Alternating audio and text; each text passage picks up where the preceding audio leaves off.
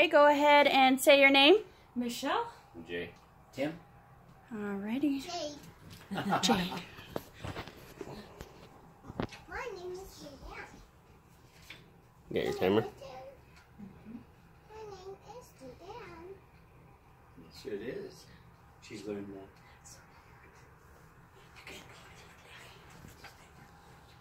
Good. Imagine you've been walking around all day, collecting small food scraps and half-smoked cigarette butts to ease the pain of hunger and addiction. Darkness has fallen and you have no home to go to. You start to look for the cleanest, warmest place to hunker down at for the evening. And you walk for blocks. Each place that is blocked by the wind either has a puke stain, sticky soda stain, or is stained with beer and broken dreams.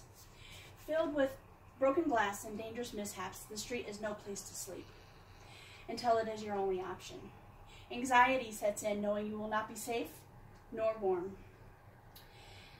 This was me in 2007. My addiction estranged me from my family who cared enough to take me in. Not when I was fiending for drugs or cigarettes to ease the pain of childhood trauma. I ran out of places and I ran out of options. Overwhelmed with no money and no job, many people take for granted the roof over their head and their warm, comfy bed.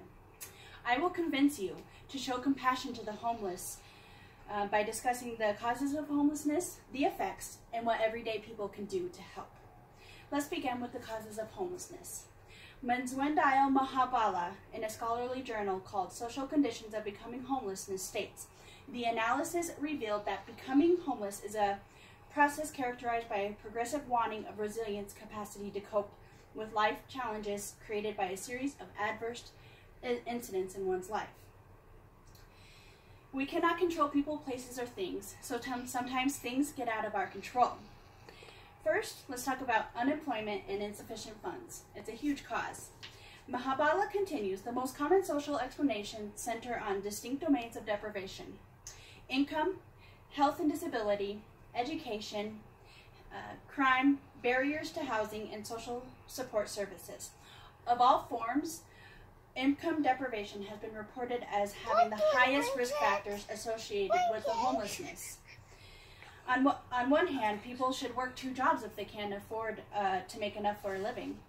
Flipping burgers and fries is still a job, but not enough to afford a home, or if you have children to look out for. Sometimes it is hard to find a job, especially when you're homeless. The next cause is addiction and other health problems. Mahabala's scholarly research also explains this population group experiences clusters of multiple adverse health, economic, and social conditions such as alcohol and drug misuse. Here this states that yes, because of drugs and alcohol and lack of employment, that people are homeless. Many people do not want to help out because it can contribute to their addiction or enable them. They're still people too. Some alcoholics can die from a withdrawal if they do not get a sip. These people are still hungry. These people are still hungry and cold.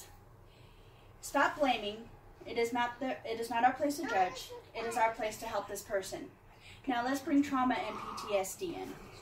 Mahabala expresses a large portion of homeless people have had extremely social disadvantages and traumatic experiences in childhood, physical, sexual, and emotional abuse, neglect, and dysfunctional family environments, and unstable family structures, all of which increase the likelihood of being homeless. Trauma is a huge cause of homelessness and addiction. They go hand in hand. Reading through the evidence in the scholarly journal, homeless people report over and over, Mom abandoned me, Dad abused me, Mom was promiscuous, I have become an out-of-control alcoholic, I have anxiety disorder, epilepsy, diabetes, I'm suicidal. So many illnesses contribute to people not being able to fend for themselves. Those people have need the most compassion. Many veterans become homeless. They have trouble trusting other people, or PTSD interferes in them applying for the appropriate benefits. People claim that these are just excuses to be lazy. These diseases and issues are debilitating. When you have too much anxiety or health issues, it is nearly impossible to look for a job, especially if you do not have clean clothes or bus money. You do not know where to start, and it adds to the stress, feelings of worthlessness. All these men and women that are veterans, they stood for us, we can stand for them. We talked about the causes of homelessness, now let's consider the effects of being homeless. A huge increase in health problems. Here's a story by the Institute of Medicine in CBI, Homeless Health and Human Needs. Doris Foy has varicose veins, and when she was homeless, she would sleep upright, and her legs and feet would swell to the point of causing open lacerations in her wounds. When they took her to get looked at, she had maggots in the wounds. So clearly, the street is a dirty place. Outside is dirty, and infections are easily spread and festered. I know what you're thinking. Who's supposed to pay for these hospital bills? Our taxes? Do we really want these diseases to spread on the streets? Getting them help can prevent the spreading. NCBI also offers other effects of homelessness, including malnutrition, parasitic infections, dental and periodontal disease, cirrhosis, hepatitis, and venereal disease. Homelessness creates unstable children as well. Marcy McCoy and her group discuss in When the Bough Breaks the effects of homelessness on youth and children. They have lack of regular, stable housing, and resulting transitions can negatively affect children's development, including their physical, social, emotional, and cognitive development. Many people believe these children should be taken away from their homeless parents who cannot provide a safe and healthy home. More help should be given to these parents because being taken away from a parent can also cause a lot of trauma, stress, and worries.